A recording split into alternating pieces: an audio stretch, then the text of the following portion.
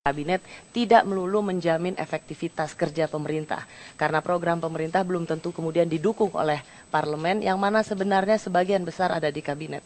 Anda mempelajari ini dan apa yang akan Anda ambil supaya tidak terulang ketidakefisienan dalam berpolitik di parlemen?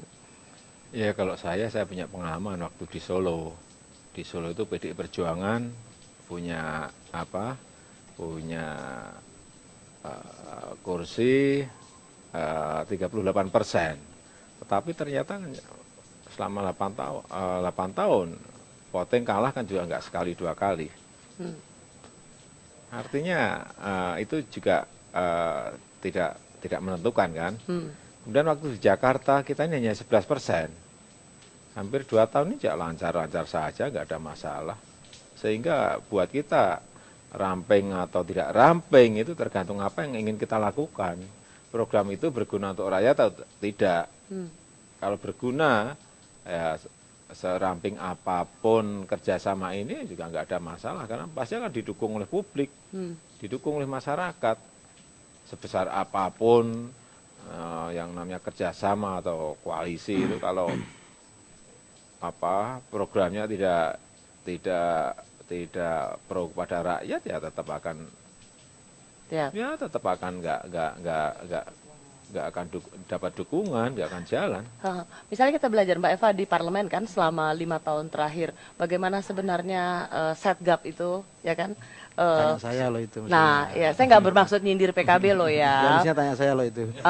Ya, bagaimana kadang-kadang kebijakan di kabinet seperti apa yang ada setgap tapi tidak didukung di parlemen gitu. Kan itu terjadi ya Mbak Eva menjadi saksi hidup bagaimana dengan politik yang bebas sekali di parlemen yang bisa membuat agenda kerja pemerintah sangat tidak efisien. Sebetulnya pola ideal dari sistem presidensial itu kan nggak ada hubungan langsung ya dinamika antara parlemen dengan pemerintahan, dan itu yang mau dilurusin sebetulnya, bahwa jangan sampai kemudian program-program yang sudah mendapat otoritas legal dan legitimais gitu kemudian diganggu hanya karena suara-suara dari meski demikian kita paham bahwa teknik komunikasi, keterampilan berkomunikasi pemerintah dengan itu menjadi kunci juga begitu loh, tapi tidak harus kemudian terganggu oleh dinamika dalam parlemen. Itu yang saya pikir perlu diluruskan oleh beliau, dan sejak awal kita ngomong memperkuat presidensial itu di situ esensinya.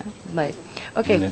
Ada yang mau ditambahin kenapa Bang Ferry? Iya, saya kira yang penting itu kan kita mengukuhkan format pemerintahan presidensial, dan itu saya kira diinikan oleh pemerintahan yang solid. Jadi koalisi itu adalah soal soliditas. Besar kecilnya seperti Mas Jokowi itu soliditas. Menurut saya besar pun kalau nggak solid, itu yang saya kira memporak-porandakan konsep presidensial dan menjadikan bahwa koalisi atau kerjasamanya menjadi transaksional. Belajar dari pengalaman 10 tahun ini atau 5 tahun terakhir ini, apa yang menyebabkan tidak solid? Ya saya kira karena mereka tidak sepenuh hati membangun sebuah kerjasama, tidak sepenuh hati, tidak punya cita-cita bersama. Ya kan, istilahnya tidur bareng mimpinya lain kan gitu. Nah ini kan jadi repot kan. Kalau PKB gitu tidur bareng tapi juga nggak, tapi mimpinya berbeda ya kalau PKB. Berarti kalau PKB bisa begitu pada pemerintahan sebelumnya, bisa gitu juga sama Pak Jokowi nggak? PKB bagus sekali ya. Setiap kita mengambil keputusan, dan itu apalagi dalam koridor code of conduct yang jelas, PKB selalu konsisten. Bahasa PKB bukan konsisten, istiqomah. Jadi kita selesai urusan dengan Pak SBY ya sampai selesai.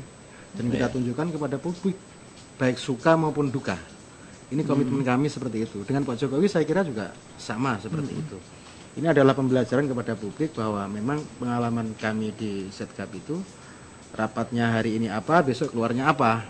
Itu sangat berbeda. Itu memang konsekuensi dari sistem presidensial. Maksudnya rapatnya di kabinet atau apa? Bukan, rapat di Setgap. Hari ini seperti apa keputusannya, besok keluarnya seperti apa. Yang selalu terjadi kan seperti itu. Karena memang tidak jelas dalam code of conduct itu reward and punishment-nya tidak jelas di situ. Maka oleh karena itu yang nggak jelas siapa maksudnya? Pak SBY? Bukan, di situ longgar sekali aturannya. Termasuk juga ya selalu saya memang melakukan koreksi dan kritik baik di media secara terbuka bahwa ini harus ada reward and punishment. Itu selalu ada, dan itu juga kami sampaikan kepada beliau Pak Jokowi bahwa ke depan tidak boleh seperti itu. Dan saya kira cita-cita bahwa koalisi ramping atau yang disebut dengan minimum winning coalition itu ideal sebetulnya bagi sistem presidensial. Tapi memang di Indonesia ini tidak seperti negara-negara maju yang lain ya. Tetapi memang dalam konteks sistem presidensial multi partai seperti ini memang dibutuhkan komunikasi, sekali lagi kuncinya di komunikasi politik tadi. Bahwa DPR, sekali lagi pengalaman saya di DPR 10 tahun dan sekarang saya mengomandani fraksi, tahu betul keadaan itu. Tidak ada anggaran yang diajukan oleh pemerintah itu ditolak oleh DPR. Tidak ada sama sekali. Soal alat itu biasalah.